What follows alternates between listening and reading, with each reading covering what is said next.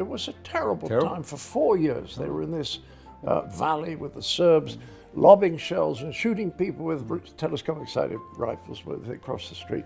And what they used to do is, after dark, when they could move around, they converted an underground car park into a cinema, and they used to go there and watch comedy, a lot of it Monty Python. And they said the extraordinary thing was that when they came out, they felt better, but nothing had changed. It was just as bad as when they went in, but they felt better. So there's something about laughing that moves us to a very healthy part of ourselves.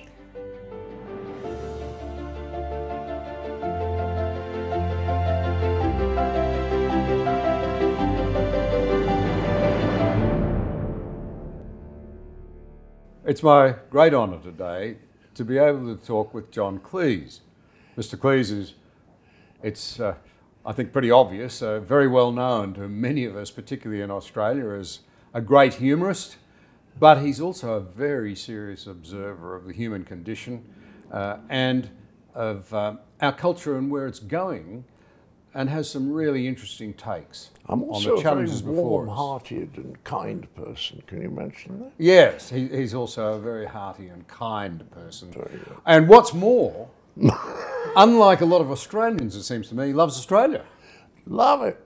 You enjoy coming here? I've always liked it. I've had a strange connection with it. I think the bottom is, you know, I'm not going to make myself popular when I say this, but Aussies are a very nice bunch. They're down to earth. They've got a great sense of humor. They're helpful and friendly and just good to be around. And I think you connect with us on humor. I think your humor's about identical to the British sense of humor, which is big help. We need to talk about that because humor to me seems to be terribly important, and maybe we're losing it. But to sort of kick off, this sort of psychology of creativity that I know interests you, and that's the world that you've been in. You've written a book on it, as I understand it. You came to prominence during a period of enormous creativity in Britain. Yeah, the 60s. And even today, on our television programs, people are always going back to the best of the 60s, 70s, 80s stuff. Fawlty tales. It was the same in America too. I mean, what was the 60s like in Australia? Was that a time? When did Barry Humphries come up? Are we talking? Well, I think Britain eclipsed it. And there was still a bit of a cultural cringe, so many of our best still tended to go to Britain. Yes, like the Canadians go to America. Half the really good American comedians are Canadian. Nobody knows that. Are there good American comedians? Oh yes, there's some very good ones. You're in, you know, few and far between perhaps. No, but I thought some of their comedy was great. But it does interest me that your sense of humor is so like ours, and I find these audiences are very easy to play to. They get all the references, and if you get out in the sticks, they get a little puzzled by irony, but that's true everywhere in the world. Well, I think you're right. And I think the sort of gallows humour was the high point of it. In the most desperate moments, you know, I think Brits and Australians share that capacity to see the lighter side and lighten up when all around them is despair. That's right. You knew Paddy Ashton, who used to run the Liberal Democrat Party in England, and he was a fine, fine soldier, and he told me that the Marines were always proud of the fact that on one occasion when they were being bombed by their own planes, one of them said we shouldn't have joined up if we couldn't take a joke. That kind of thing lifts people's mood. It's not just that they laugh, but it does something good to us. And I was in Sarajevo about 5 years ago, and they were showing me how it had been when the Serbs were up in the hills lobbing shells down, and you know, it was a terrible time. For 4 years they were in this valley with the Serbs, lobbing shells and shooting people with telescopic-sighted rifles when they crossed the street. And what they used to do is, after dark, when they could move around, they converted an underground car park into a cinema, and they used to go there and watch comedy, a lot of it Monty Python. And they said the extraordinary thing was that when they came out, they felt better, but nothing had changed. It was just as bad as when they went in, but they felt better. So there's something about laughing that moves us to a very healthy part of ourselves. I entirely agree, and we'll circle back onto that because we're losing that ability to laugh at ourselves. That, I know that concerns you and it concerns me, the new age of sort of censoriousness. But before we do, can I ask you, what was it about Britain in the 60s and the 70s? You'd had that terrible Second World War. In many ways, Britain was not doing so terribly well financially. Financially, no, but tough. there was a general confidence that things would get better. Hope. Yes. No, but confidence. It was more than we knew things were going to get better. And we knew there was a lot of stuff we have to get rid of, stuffy, prejudice stuff, all of that. We knew that had to go. But we still knew that it was going to get better. And that's what people don't have now. They can't say, yes, it's going to get better, because we don't know if it is going to get better. So I think that affects our mood hugely. And the other thing is the rate of change at the moment. If you look at the psychological data, what makes humans anxious is change. And there's a huge rate of change at the moment. And people get anxious about everything. They want some sort of strong man in charge who's going to put things right. It's rubbish, of course, but that's what people deep down want. And that's why there's this resurgence, I think, of dictators all over the world. Yeah, I've often observed in talking to other people that we seem to be living in an age of what one commentator's called an emocracy rather than a democracy. We feel everything rather than think it through. Yeah, well, there's a sort of an extreme woke position, which is that you should always trust your feelings, which is a good idea if you're in the jungle and there's a tiger looking at you. But otherwise, you want to say, well, hasn't therapy since Freud been about examining your feelings and discover which of your feelings help you to have a better life and which are actually hindering? Because feelings are just, you can talk about them and say, this is not a helpful emotion for you. And that's what cognitive behavioral psychology is about at the moment. It's about taking the way that people think and getting them to look at it, reframe that thing in a way that's more positive. And yet the extreme wokes are saying, we shouldn't do that, we should accept every feeling. Well, supposing I think I'm Hitler. Perhaps it's tied up with a sort of, the great virtue today seems to be self-discovery, self-autonomy. My body is my property, I will do with myself and whatever I like, whenever I like, it's all about me. And there's a loss of community with that. There's a lack of awareness that we actually all have to relate to one another. Well, I remember Margaret Thatcher said there's no such thing as society. Never quite understood what she meant by that. Well, I think what she meant is there's a whole lot of individuals, and I think if you read the right stuff, like Jonathan Haidt, for example, you begin to see how our relationship with the people around us is what really determines the quality of our life. There's a thing, do you know about the blue zones? The 7 blue zones where people live longer and are happier and don't have psychosomatic illness and live much happier lives. There's one in California, and when they went there and tried to find out why everyone was so happy, and they tried everything. They sort of looked at the pylons to see if this was something to do with the electricity, or and the water they looked at, and in the end they discovered that the people in that town had all come from the same place in Italy. They'd all said, it's great here, come. So there was a sort of communal feeling that the Italians have, which determined their really good mental and physical health. But it took them a long time to figure out that that was the factor that was making the difference, not individual competitive achievement. Roger Scruton pointed out that it's a bit of a nonsense if you stop and think about it for very long, because we come into this world totally dependent on others supporting us, making way for us. Yes. That extends quite a way into life, really. Well, to get to my stage where I have a tour manager I refer to as my carer. So even at a practical level, this idea that I can just be who I feel I am carried to absurd extents, really. Well, the Dalai Lama said something very simple, and I think it's completely true. He says, if you want to be happy, be unselfish. When you're doing things for other people, you're going to be happier than if you're doing things for yourself. It's very hard for an American to hear that and to realize that it's actually true.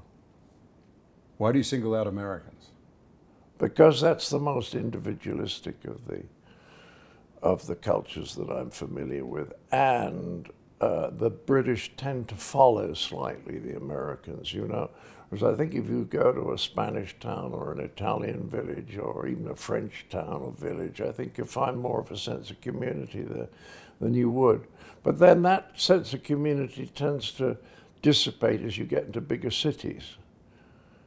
And I still say when I come to Australia and Sydney and Melbourne, I find people there friendly, and that attracts me. So the only problem with you guys is you're too far away.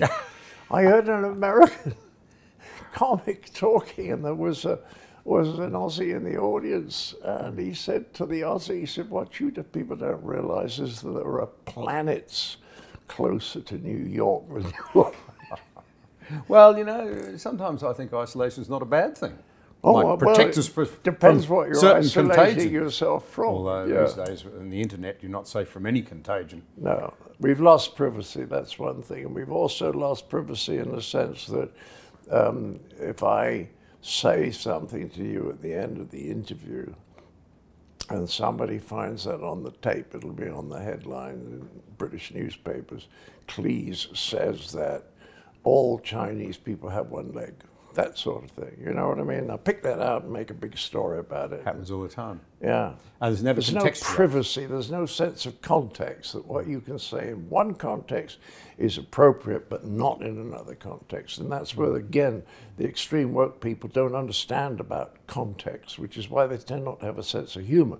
Because a sense of humor is appreciation of suddenly having one context exchanged for another. And that's the moment when people laugh. And if you don't understand there are different contexts, then you can't have a sense of humor. And I do say, I don't think that people without a sense of humor should be determining what people with a sense of humor are allowed to enjoy. Just for a moment to revert to the 60s, we touched on those a moment ago, you'd have to say there's been virtually a revolution. If a revolution is a process by which that which is on top is at the bottom, that which is on the bottom is now on the top. If you stop and think about since the 60s, when it all began in terms of media, which is a world you've been in, you have certain views on the newspapers and the press more generally, which I share. We're doing this partly because people can't engage in the contest of great ideas through mainstream media anymore. Because it's not, look, the great thing about the BBC is we used to have a license fee. They were not subject to commercial pressures. Then in about, I think it was 1990s, a guy called John Burt said, if we don't have the same viewing figures that the commercial channels have, people are going to take the license fee away. So they started competing. So they then came under the same commercial pressures the ITV companies had. And from then on, because when you're just trying to make money as opposed to running a great newspaper, then you're going to go for the lowest common denominator because there's a lot of money there. And it's easier journalism. It's not only media that's changed, everything's changed, really. Politics has changed. We've talked about America. You go back to the 60s, Americans revered the office of president even if they hadn't voted for that person. That's right. And there wasn't this huge gap between the rich and the poor, which I think is just awful. And that didn't start till Reagan, you see. Well, all Reagan's ideas led to this extraordinary explosion of wealth in the very, very rich people, who, of course, because of their money, are very, very powerful in terms of pushing forward with ideas.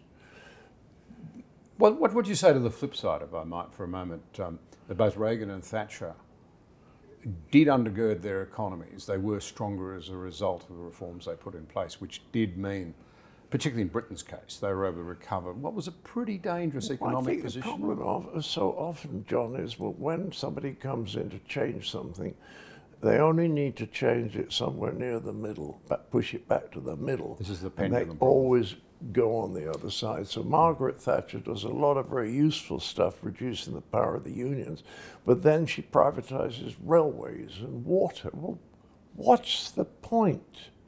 You know, and the results in England now are just appalling, because these contracts tended to be handed to Conservative supporters who made huge salaries and paid out enormous amounts of money to the shareholders. And now we have sewage in the water in England to a state that is absolutely distressing.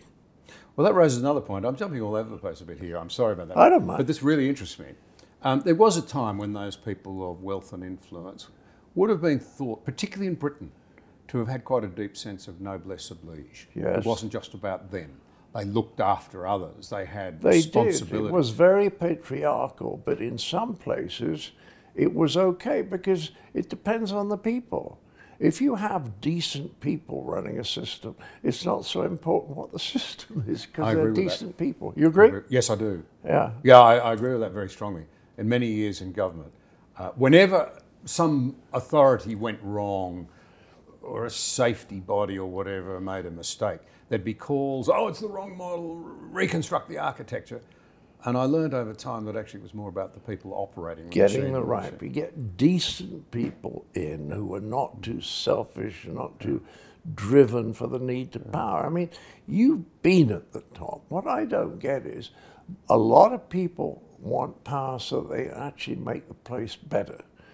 But recently, particularly in England and America, people want power because they can line their own pockets better. True? It's very hard to argue with the proposition. I think it is true. And I think people in the streets perceive it to be true. And I think it's driving cynicism and a breakdown in trust. Yeah. So I'm wanting to sort of say, what went wrong in Britain? Because I always thought that, all right, the class system's not something that sits well with Australians, but there was a sense of obligation to others. Yes. From the top down, but Yes. not only from the top down, the Yes. strength of the middle class. Love your neighbour, do unto Yeah. them as you would do.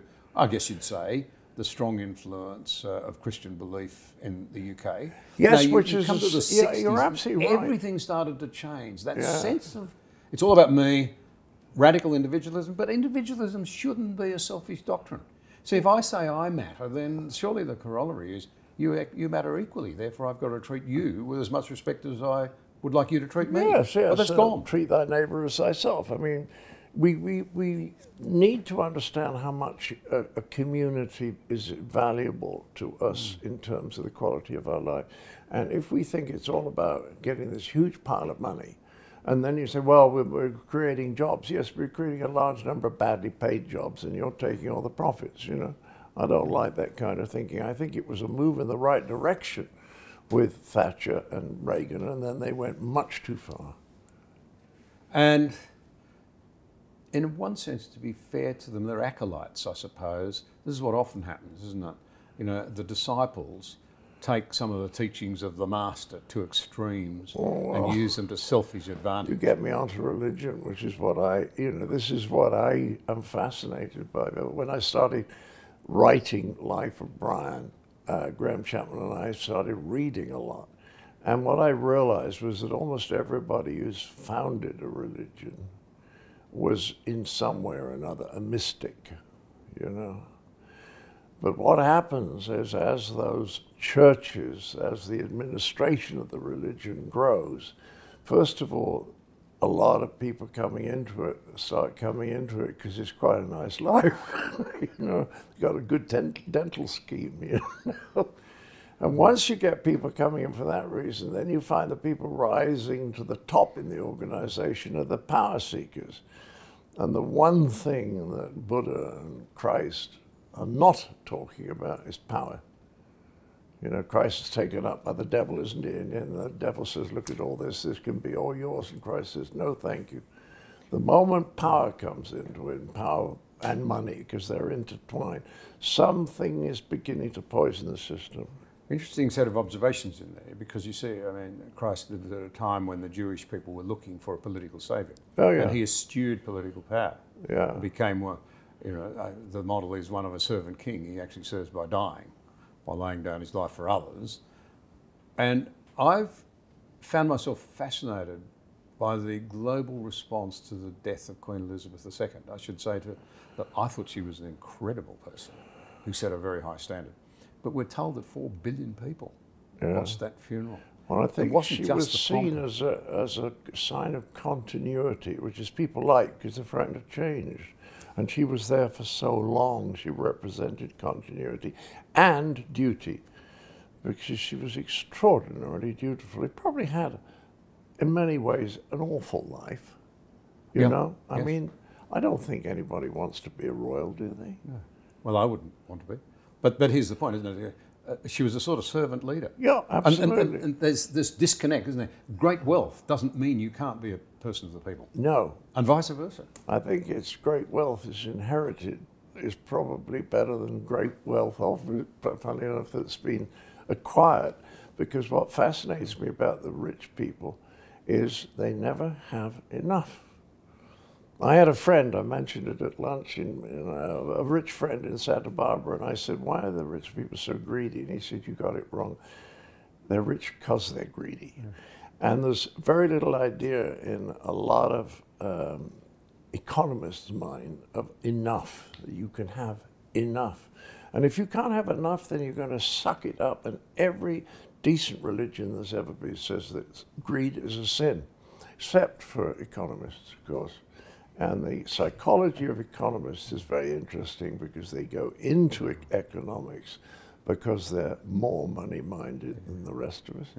And they leave it even more money-minded because that's what economics, the study of economics, does. And, for example, they give less money to charities, and they're more inclined to turn a blind eye to shady dealings. We should not be taking our morals from economists. Amen.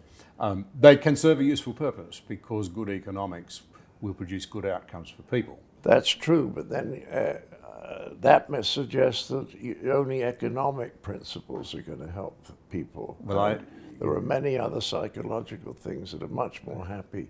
I mean, I've had several people tell me in the last 12 months, and it struck me. One was talking about South America, and one was talking about the Solomon Islands. So they were saying, these are the poorest people I've ever seen, and they're also the happiest. No. Now, how do you explain that to an economist? Well, it's my actual view, after a long time about thinking these things, that good economics follows a sound society with strong values. Yes. Okay. So it's the other way around. But it's the values that are the ones that dictate what the economic policy should be, I think. Yes. And so the classic sort of, at its best, waspish idea of the American work ethic, Protestant work ethic or whatever, was work hard, save hard, create a better world for your children and those that followed. And that question of hope, I think, I once heard Tim Costello, a very well-known Australian, his brother was the treasurer of Australia for a long time, when we were in government and we were economic reformers, but he made the point that in days gone by the country was settled by people who had hope. Yeah. To the point where they would risk everything in sailing boats to come out to Australia. They'd go out into a land of heat and snow and floods and fire and snakes and spiders and all sorts of other problems, in the hope that they could build a future for their children. Well, you asked me earlier about the 60s, and I said, I think in those days people had hope. We thought that things were going to get better. Or, we put it more positively, we're going to help make things better. But he went on to say, and this is germane to this, he said, and then our parents, you know, maintained enough hope to get through the Great Depression, World War II, the Cold War, but tonight we hope for a good time for ourselves at the party. And that long-term hope that you talked about, that hope that you could improve things, that drove, I think you're saying, a sense of humour, which is part of a healthier life balance and attitude. It's part of relaxation. You see, if people are really relaxed, they're going to be laughing. Yeah. The two go hand in hand. Mm. That's why if you want to create a creative atmosphere, and I know a little bit about this, it needs to be relaxed and it needs to be humorous. Yeah. Because the effect of humor is to destroy hierarchy. If you're with people and you're all laughing and having a good time, there's no sense of one person being more powerful than another. I've never thought of it. It's a great leveler. It's a great leveler. It's anti-hierarchy. And that's why very pompous people don't like humor, because their assumption of self-importance can't survive in a humorous attitude. Are we becoming atmosphere. self-important people because we're losing our A lot of people are becoming self-important. I think danger is old people. Well, you know, old people get to the point where suddenly they think they know it all, and they're very impressed with themselves, and they want everyone else to be sufficiently impressed. Whereas the best thing to do is to go, and then nobody thinks you're trying to be particularly impressive. But then you can have fun and chat to people and have humor and have creativity. And that goes with solemnity, which is what the really important people love. You see, this is why I'm a comedian. My wife was watching the coronation. And she said, oh, come on in and watch a little bit. And I came in and I sat on the bed next to her. She's got all the cats around her in the television set. And I took one look at it, and Charles was walking into Westminster Cathedral. I couldn't stop laughing. I literally spontaneous. I could not stop laughing. It was Monty Python in these ridiculous costumes. And everybody taking it so seriously. I thought it was wonderfully funny. But you see, if you had a little bit of humor in that atmosphere, everything would collapse, because it's all about hierarchy and importance and precedence and all that. So in a sense, you're saying that to make the best of the times when you've got to be solemn and make big policy decisions. No, you must never be solemn. You must be serious. Right. And if you're serious, you can have a humor around. That's what I'm driving. If you're solemn, you can't. Yeah. Yeah. So you're actually saying the two go together. The ability to make good decisions and be serious when you need to be is aided and abetted and fueled along if you can laugh. Oh, yes. But we don't laugh. Because when you laugh, we're losing people both. are more relaxed and they're more creative, and you need creativity if you're making decisions. It all goes together. Do you see what I mean? It's all the same package. Go back to the 1960s again. I just want to tease this out for Yeah. you know, as the ancients had it, a life worth living must be one that involves serious reflection. Yeah. And I've been with you long enough to know that you reflect very seriously. You've thought about a lot of things. What do you see? Not solemnly. Not so well. I think you have. But what do you see as the linkage, standing back and being objective, between this move into censoriousness, this lack of humour, this lack of hope that we've talked about, and the abandonment? Let's be frank about this. You talked about the great faiths of the world, but ours was Christian. We've largely abandoned it. I mean, Britain is a ridiculously secular country now, and it's all too easy to set up for a good laugh. Well, I think for the Church answer of is that England. Christianity is too difficult. I mean, what Christianity asks of its followers is enormously difficult. And I think most people can't take it quite seriously. G.K. Chesterton said, it's not that Christianity has failed, it's just that it's never been tried. And I think that's the problem about it. But the other problem is that if you're around Jesus or the disciples, you're getting something from them which is transforming you. If 600 years later, you're getting the power seekers in the church running it like a bureaucracy, you're not getting anything like that at all. G.K. Chesterton also observed, though, of course, that when we stop believing in God, we start believing in anything. Yeah. When we stop believing in God, it's not that we don't believe in anything, it's that we believe in anything, that we're easily swayed, that lots of things flow into the vacuum. Well, I think it depends what you mean by God, you see. If somebody says, do you believe in God? I'd say, well, what do you mean? How would I know if there was a God? Am I really going to say to someone, could you please suspend the laws of the universe in my favor just for a few minutes? I mean, what does it mean? But I think there's something out there. I do believe there's something out there. I like the Alcoholics Anonymous people who call it a higher power. I do think that that's there, and I think it's possible to get in a state, possibly through meditation or possibly fishing, where you actually contact something which makes you feel better as a person. I mean, not just feel better, but it helps to make you at least temporarily a better person. I suppose to some extent where I'm coming from is to say that what it seems to me that the West's faith system brought was an understanding of the worth and dignity of each individual, regardless of their circumstances or the colour of their skin or whatever. Yes. And that with the abandonment of faith, we seem to lack any logic for saying we ought to recognise one another's humanity. So we've got identity politics, for want of a better word, very good. where we atomise and divide. I think once you lose a religious underpinning, then you've got to go to something else. And I have a nasty feeling that people go to money. Do you see what I mean? That the money becomes the meaning of life. And that's such a joke when you consider, I mean, Christ did not say, blessed are the rich. No. Right? Blessed are the poor is what he The actually poor, said. of course. And the poor in spirit, meaning the humble. Yes. When did we decide that pride was a greater virtue than humility? I don't know. Don't ask the evangelicals.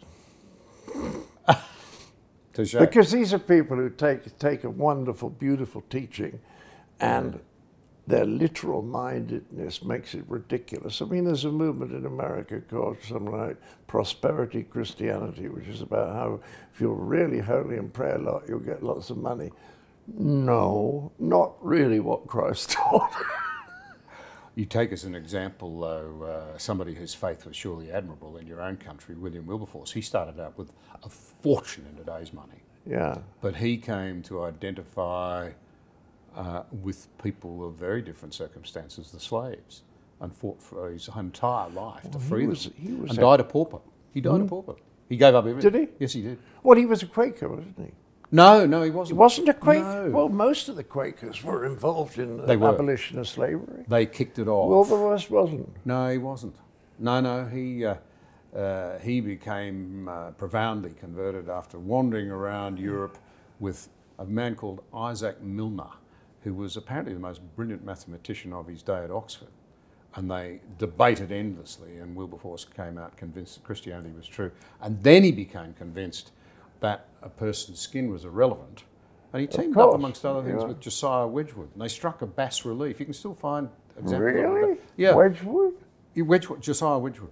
And the bas relief is of a slave in chains, looking up imploringly. It's beautifully done.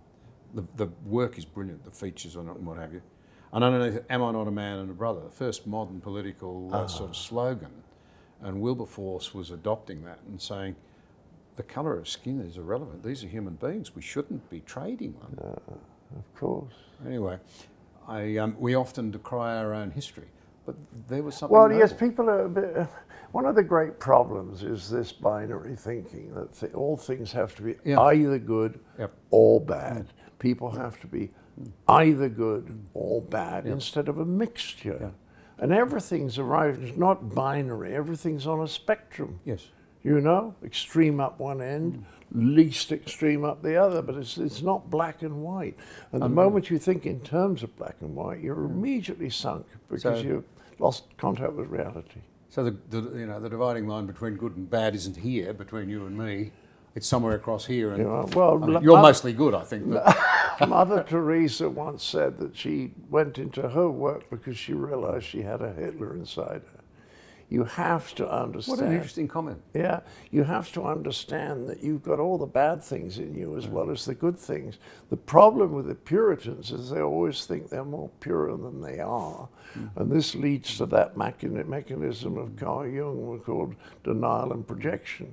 That if you start denying you have certain negative emotions, then they don't go away.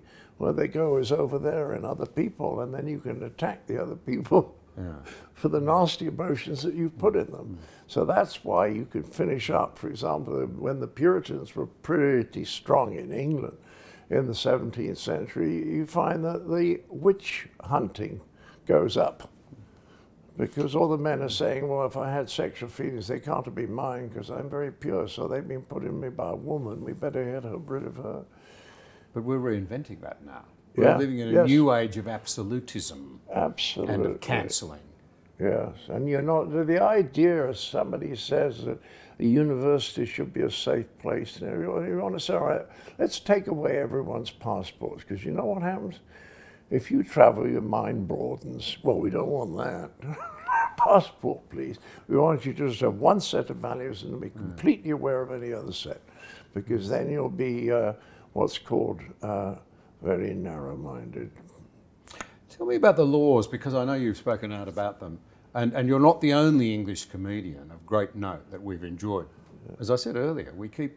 I thought I was the only great comedian. Well, you're the greatest. What else can I say? Flatterer.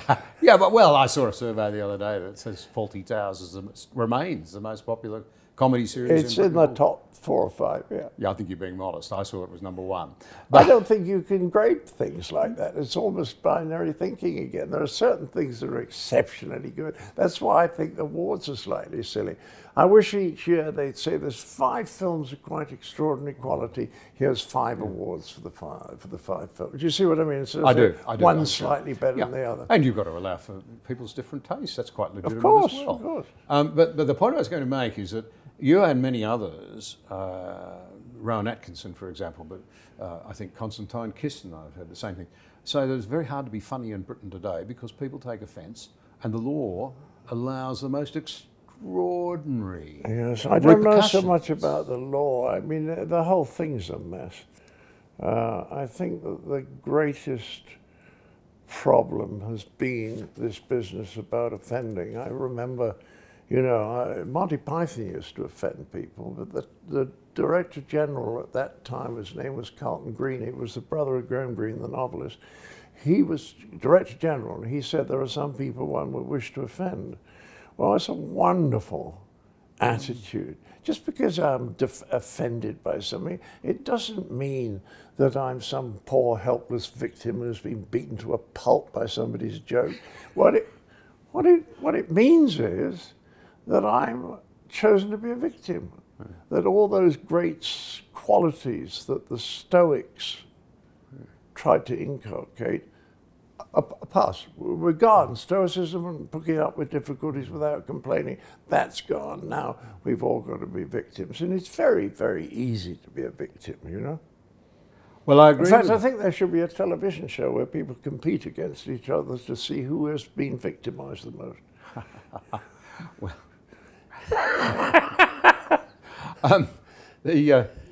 now you've cost me my train of thought. Sorry, well, it doesn't matter. We can always edit this bit. It does seem to me, though, that this inability now to laugh at ourselves and to take offence flies in the face of something that, if I'm really honest, there have been times when I've had to learn something painful about myself, and I could have reacted 2 ways. I could have said, "Oh, I'm a victim. You've hurt me. You go well. I'll shut you down. I'll cancel you. I'll try and do whatever." Or, "Gosh, that hurt, but there's an element of truth in it." Well, that's what a real Christian would do. See, what instead of immediately batting the criticism away, he would think, "Is that true? Is that true of me? How true is it? Not is it true, black or white." True or untrue, but you know, to what extent is there truth in that? And people find that very, very difficult to do. They don't really want to be criticized. And what the mistake that the woke people say is that all humor is critical, not puns. Yeah. They're not critical, but any kind of Fawlty Towers humor, any kind of film or stage humor, because you don't laugh at perfect people. If someone is kind and wise and gentle, there's nothing funny about them. It's when they fall below that and become greedy or lustful or spiteful, that's when they become funny. So all humor is critical, but the question is, how is the criticism conveyed? If we tease friends, it's done with affection. You could just point something out to a friend by teasing him about it, but if it's done with affection, yes. Or did in my day. That's right. Probably in your Whenever day. with your family or your best friends, there's a lot of affectionate teasing. Affectionate teasing is actually a bonding mechanism because it's saying to people, particularly like the English, who can't say anything really loving or affectionate to people without getting embarrassed. So in England, we insult someone because what we're basically saying, I could never say this to someone I didn't love because it would be so rude, but I can say it to you because I love you. It's a bonding mechanism. Do you see what I mean? Oh, well, that's Australian as well. Yeah. It's exactly the same. That's right. Well, the same sense of humour, which is great. And sometimes, you know, you'll watch Australians and think they've got to have a couple of beers at the bar before they even get to that point. Yeah. But it still happens. Well, then people begin to loosen up, and as they relax, they get more humorous and get more creative, and everything gets better. What I wanted to say was, because there are people who are unkind or who become unkind under certain circumstances, and they do nasty teasing, that's awful. We don't do that. Yeah. It's not supposed to be funny. It certainly isn't affectionate. It's actually trying to hurt people's feelings, which is a dreadful thing to do. So that kind of teasing, the mean teasing, the non-humorous, non-affectionate, that's out. But the woke people don't understand the difference between the two because it requires understanding of differing contexts, and they can't do that. And so what happens then is they run for the law book. They tighten up the laws. That's right. And so then we tie ourselves up in not a lot of humour in the law. No. Well, it can end up restricting humour, which is, as you've just really very effectively painted, is a very important part of free speech. Huge important. It shines lights on things. And it lifts something in us. It moves us to a better part of ourselves for a few minutes or half an hour, maybe an afternoon. I mean, I'm very touched with how many people have told me that when they have a bad day at the office, they come back and the first thing they do, make a cup of tea or coffee and watch an episode of Fawlty. And half an hour later, their life's all right again. So I'm also a therapist. I hadn't quite thought of you in that way, but... But you raise a really important and interesting point there, I think, and that is that we have a responsibility to think carefully about how we use and how we express humour, and the need sometimes to say to somebody, "Listen, Jock, you need to shape up a bit here," those sorts of things. Because the Americans tell me, Americans who understand this stuff, you can actually trace the decline in support on American university campuses for free speech. It sort of kind of tracked social media and smartphones, and then it flipped, and American students now, on balance, will not say, we support free speech, we support appropriate speech. Well, who determines what's appropriate? Exactly. And we've seen how clumsy the law gets. But I would posit that that is one of the downsides of social media. People used it to insult others, and so many of those students have been so hurt by what the bullying online that they've said, this has got to stop, find me some laws to present. It's horrible. Because people haven't behaved responsibly in the first place. But John, why don't they make these cruel comments traceable? Yeah. Most of the reason that people say these horrible things is nobody knows who they are. And the anonymity of a keyboard warrior. Poison out there. Supposing they had their name attached to it. I don't understand, but you know what I think the answer is? I think it would cut into the profits too much. Yeah, well, it's hard not to be cynical, isn't it? It's very hard to be. Look, if you're being cynical about people who are motivated only by money, that's not being cynical. That's being realistic. Just on this question of social media. Yeah. You've watched it develop. You've watched it. I was very late coming to it. I used to have I'll tell you how I got involved in it. Stephen Fry, good friend, and he said, John, get a following on Twitter, and then if you've done a show or written a book and you want people to know it's out there, you can tell them on Twitter without doing an interview with a British newspaper who will insist on a sort of whole life interview and will then explain to the British public what a deeply unsatisfactory person you are, mentioning 3 paragraphs in the end that you've got a book coming out. So that's why I started to do it, that if I have a show or something, then I found I wanted to say things or point certain things out to people. So I'm quite involved in what I still call Twitter, because that's what it is in my mind. And it helps sometimes, because if somebody like Piers Morgan says, what did he say? He said, when are you going to be funny again, Cleese? It's been a long time. And I was able to reply, when are you going to be talented? It's been a lifetime. Now, once you do that, they don't come at you again quite so, what's the word, enthusiastically. Yeah, those clever sort of one-liners. The old story about... But it's a way of protecting yourself, because up to that time, the British press were quite unscrupulous about the nasty things they'd say. Yeah. Yeah. So much of the debate now has moved online. Yes.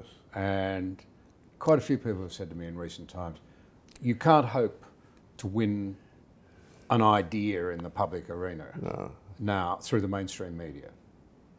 You've got to go online. That's where the debates are happening. But there's a problem. The debates are very low quality by and large, aren't they? I mean, the best discussions now are podcasts. And they're very successful, the podcasts, because people are hungry for slightly longer discussions and balancing points of view a bit more instead of insulting the other side. I'll let you know when we've had 10 people listen. What do you normally get on this? You can never pick it. Never what? You can never quite tell. Because they can go on and on watching it. They can. Yeah. So, for example, I did one with Professor John Lennox on artificial intelligence. It ran to about 90 or 100,000. And 12 months later, AI became a big issue, and suddenly it ran exactly. way over the million. Because it's not topical.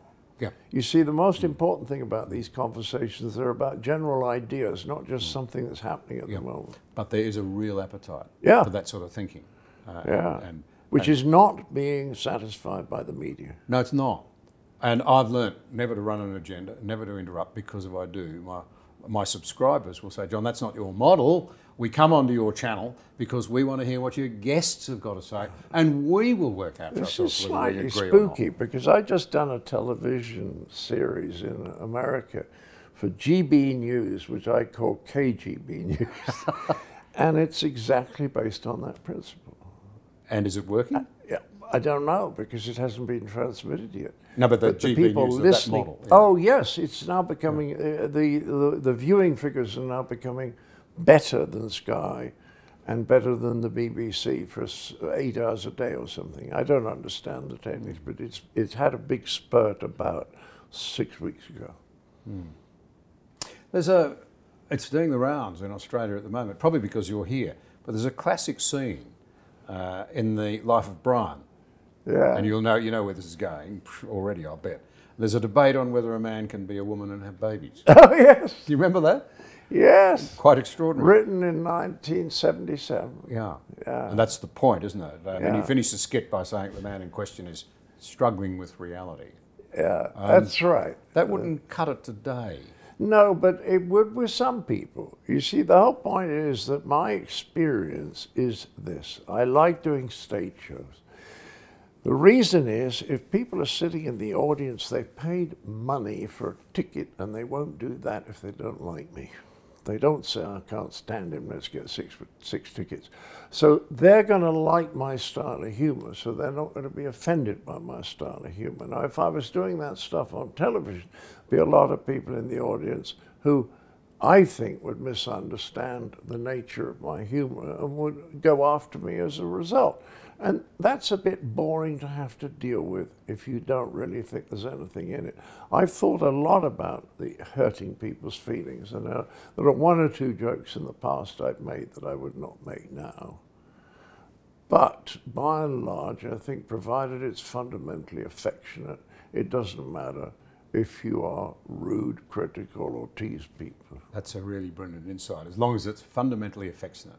Or another way of putting it, if people know that you're not actually being disrespectful. That's right. That's if you're respecting the other human being. It's very hard making jokes about Trump for that reason, because it's very hard for me to feel affectionate. You highlight another problem, of course, there, though, and that is, so you can play to the audience who want to hear what you've got to say. Yeah. Whereas actually, a lot of the people who need to hear what you've got to say, who need to have their ideas put on the spotlight, bit of sunlight on it, they don't have to. They can self-censor, or it's not on television. This is a problem in the age of social media. We all... yes. We follow our own lines of interest. So when people say to me, why are you on GB News? It's a right-wing leaning channel. I said, well, that's good, because people will hear something they're not used to hearing. Well, that's good on that channel. Yes. And on social media, though, people will follow. And you know, of course, the tech giants, they all set it up. So if you're interested in talking to John Cleese, I'll have a whole lot of people who think like you do or agree with you, rather than contesting your ideas. That's the problem, isn't it? It's a big problem. Well, I don't know what you do about it, except you say to young people, you must try and broaden your mind and not narrow it. And you don't broaden it by hanging out with all the people who agree with you and reading all the stuff, because you'll never learn. Learning is about discovering, oh, I'm not right on that. Reading Jonathan Haidt affected my views on a lot of this stuff, because I saw how certain communal values were more important than I used to think. So you take that on board, and all the time, every day I read something, and what I'm interested in is not something that confirms my views, but something that challenges them. And that makes me think. And I said, oh yeah, I hadn't thought of that angle. So you're constantly learning, and the people who are any good in their jobs are the ones who are constantly learning, and the ones who think, I am now good enough, I know it all. Yeah. I sometimes think that some of those great comedies, which I used to really enjoy, may have just possibly not all been upside in terms of their long-term impact. I'll illustrate. I loved Yes Minister and Yes Prime Minister. Yes. And sometimes I used to quip, probably wasn't original, that to people that, you know, you think it's a comedy, but I know it's a documentary. Yes. And they were fantastic, incredibly clever. Yes. But I wonder... Can't have been that funny, because it was Margaret Thatcher's favourite programme. Right. But my point is, I wonder whether in some way sending up, if you like, making comedy out of things that have a serious side as well, you know, the difficulties of governing. Yes, but serious can be humorous, don't forget. That's true. But my question more generally is for you to think about and perhaps respond to. Do you think perhaps we've actually undermined confidence in our institutions? Roger Scruton said something like this, that it's very good if you have something that's very established and pretty solid, it's very good to chip it away at it, but if you don't have much left after it's all been chipped away, maybe you should be building things up. But I still think that the cynicism about politics is because the people in British politics at the moment are people you ought to be cynical about. If they were more public-spirited and had gone on to make the world a better place, instead of Nadine Dorries or whatever her name is, somebody like that, just using a position as MP to make money. Of course you have to be cynical about that. But that's why when I was in Singapore, I was so impressed by the quality of everything in the organization and the beauty of the town and all the greenery. Everywhere there's greenery, there's trees and the skyscrapers, you know, that's extraordinary. And that's because those guys in charge are very, very good because they're well paid. And they've got good people in there who don't need bribes. And that's intelligent, whereas nobody wants to be an MP in England. It's a terrible job, so you're going to make the job more important and pay it better, and then you'll get better people. Because at the moment, the quality of people going into politics is just dreadful. It's an interesting point, isn't it, that I was saying to you over lunch, I recently talking to 6 or 7 Australian people. I didn't know them well, but they were plainly very good and impressive people. They're very worried about government, very worried about why doesn't the government understand this, why doesn't the government do that? And I thought, I agreed with them, but I just said, can I just ask you, have any of you encouraged the best of your sons and daughters to give up a few years of their lives to go and serve in the public sector?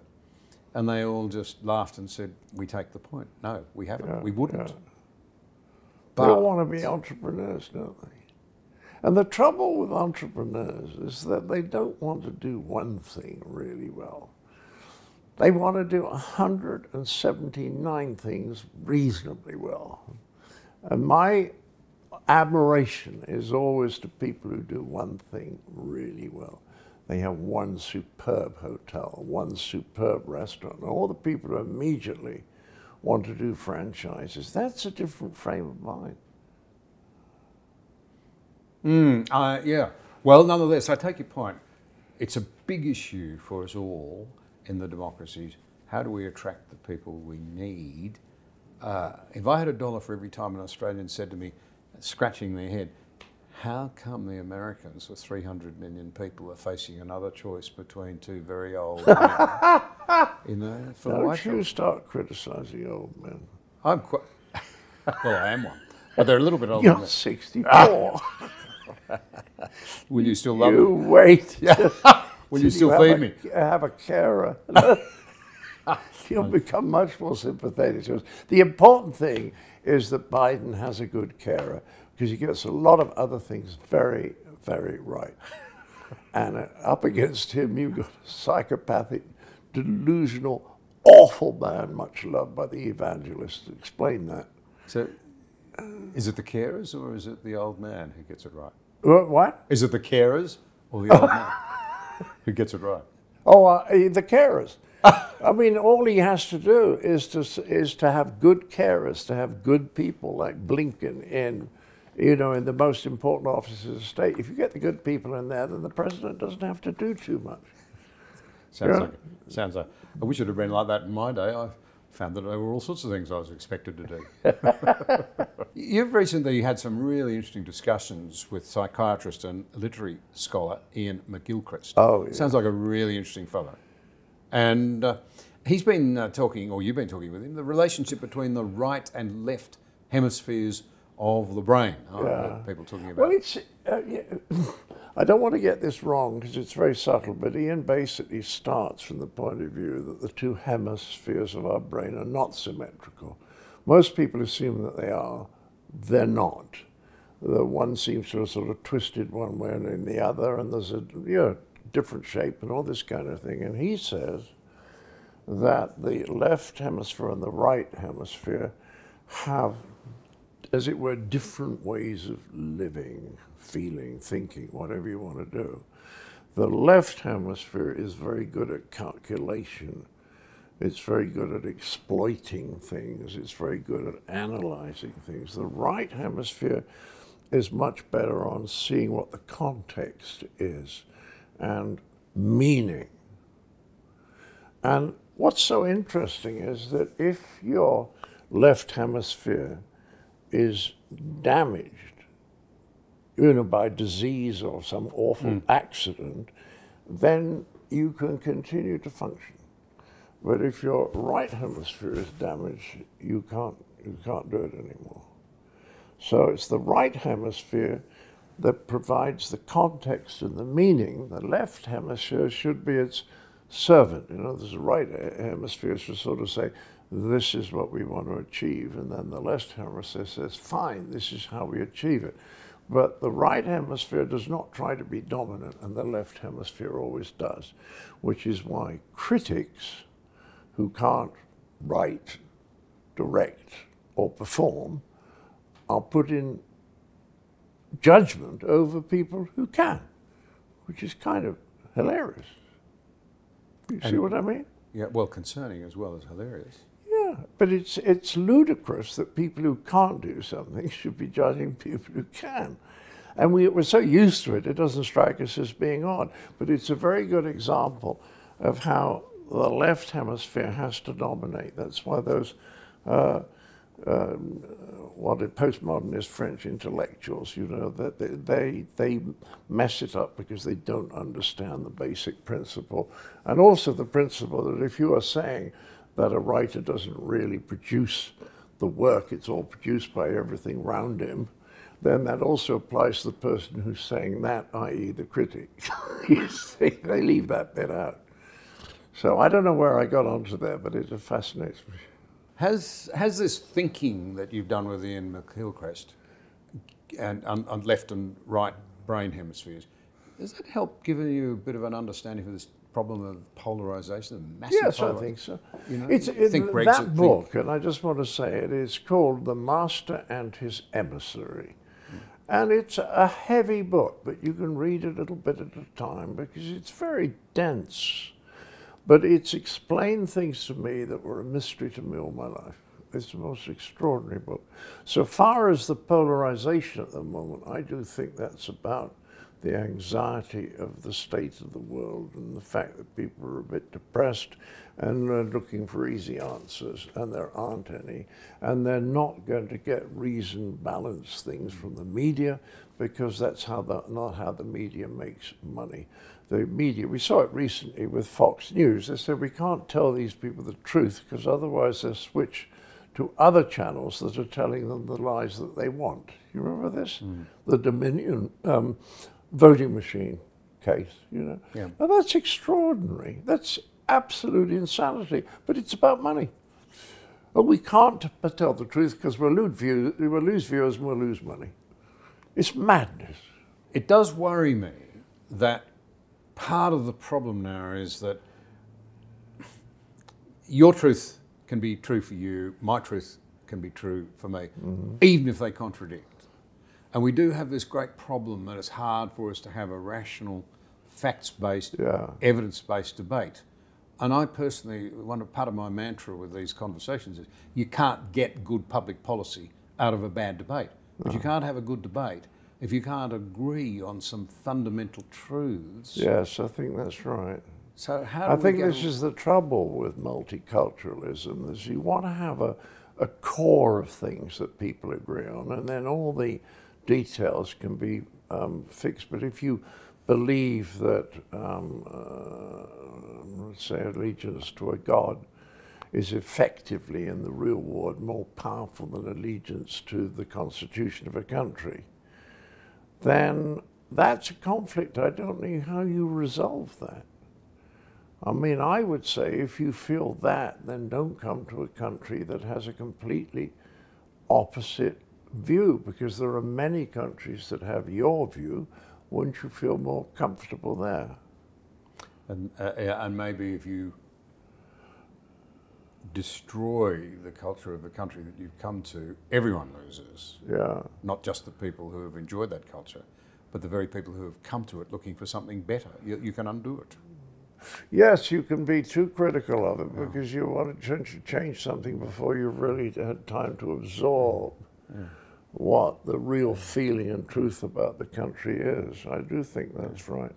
And I do think it's fair to say to people, well, if you really don't like so many aspects of this country, wouldn't you be happier finding another country that agrees with your views more, rather than coming to one that agrees less, but which you want to change, although it's not what the history of that country has led to? And I suppose you run up against the problem was that I can't get a job there.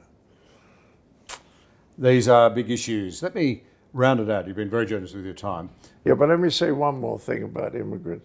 I say sometimes people forget, and I'm going back centuries now, that immigrants usually immigrated because they weren't doing that well in the country they came from. Yeah. You know, few, yes, but most of them came out of desperation. And I think I really do believe in the thing I was brought up with, which is when in Rome, do as the Romans. Thank you. You've been very generous. Two last quick ones. I am. I'm extraordinarily generous. But I'm warm-hearted too, which you haven't mentioned recently. You are absolutely warm-hearted. And I want to know, what makes you laugh? You've brought lots of people a lot of joy and happiness. You really have. I can't pay a much greater compliment to your professional career than that. Yes, I know. What makes you laugh? I've made some people laugh, which is good. I think the sheer outrageousness of people like Trump, you know, when he's going about crooked Joe Biden. I mean, from Trump, you know, that makes me laugh. But otherwise, ordinary, everyday stupidity, I think, that makes me laugh. And occasionally little moments of when I say God makes a joke, like I was introduced to a chauffeur in Melbourne, nice looking chap, but completely bald, billiard ball bald. And he offers me his hand and he says, "I'm Sean."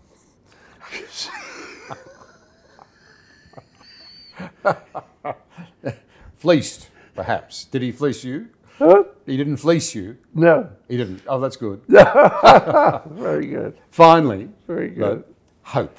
What gives you hope? Because we need hope. We've talked about hope. And traditionally, in our culture, it was Christian belief, a secure hope, etc. Yes. We don't believe it anymore. Where do we find hope?